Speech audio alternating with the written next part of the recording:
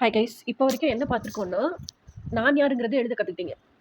What I want out of this life அப்படிங்கிறது எழுத கற்றுக்கிட்டீங்க. What is my future vision about life அப்படின்னு எழுத கற்றுக்கிட்டீங்க.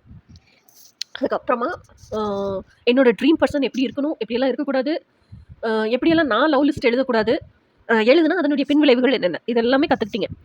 இன்றைக்கி என்ன பார்க்க போகிறோம் அப்படின்னா, நீங்கள் எழுதியிருக்கீங்கல்ல, இதுதான் எனக்கு வேணும் அப்படின்னு சொல்லிட்டு, இந்த லைஃப்பை தான் நான் வாழ ஆசைப்படுறேன்னு ஒரு டெய்லி ரொட்டீன் எழுதியிருக்கீங்க.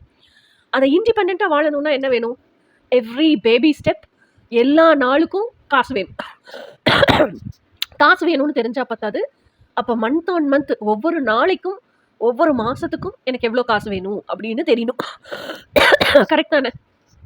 ஸோ அப்போ என்ன பண்ணுங்கள், ஒன் டே நீங்கள் ட்ரீம் லைஃப் எழுதியிருக்கீங்கல்ல, அந்த ட்ரீம் லைஃப்பை காலையில் எந்திரிச்சதுலேருந்து நைட் வரைக்கும் உங்களுக்கு என்னெல்லாம் எழுதியிருக்கீங்களோ அந்த ட்ரீம் ரொட்டீனில் அதுக்கான காசை வந்து எக்ஸ்கியூஸ் மீ, அதுக்கான காசை வந்து கணக்கு போட்டுட்டே வாங்க. இப்போ காலையில் எழுந்தது காஃபி குடிப்பீங்கன்னா எவ்வளோ பால் குடிக்கிறேன் நான். இப்போ வந்து நான் 200 டம்ளர் அளவில் பால் குடிக்கிறேன் அப்படின்னு சொன்னால், அப்போது 100 டம்ளர், ஒரு சிலர் வந்து 100 ml பால் 100 ml தண்ணி அப்படி கலந்து குடிப்பாங்க. ஒரு சிலர் திக்காக வேணும் காஃபி, அதனால 200 ml பாலாவே போடுவாங்க. ஸோ அப்போ நீங்கள் என்ன கன்சியூம் பண்ணுறீங்கிறது உங்களுக்கு தான் தெரியும்.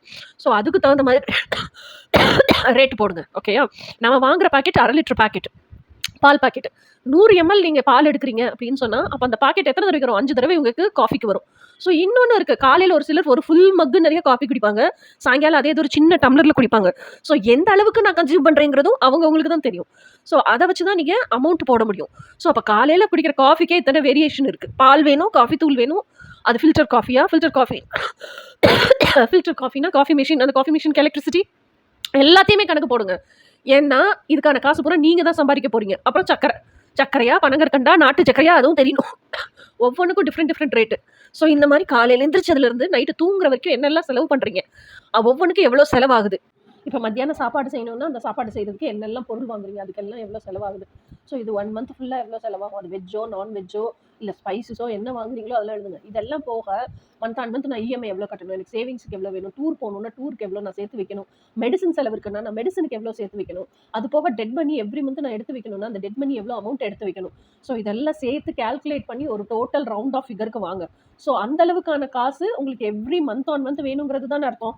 அந்த அளவுக்கான காசை மந்த் ஆன் மந்த் நீங்கள் சம்பாதிக்கணும்னா உங்களோட பேஷனையே லைஃப் பர்பஸாக வாழ்ந்தால் மட்டும்தான் உங்களுக்கு அது கிடைக்கும். ஓகே, ஸோ பேஷனை லைஃப் பர்பஸாக எப்படி வாழ்றது அப்படிங்கிறத அடுத்த ஷார்ட்ஸில் பார்ப்போம் நம்ம.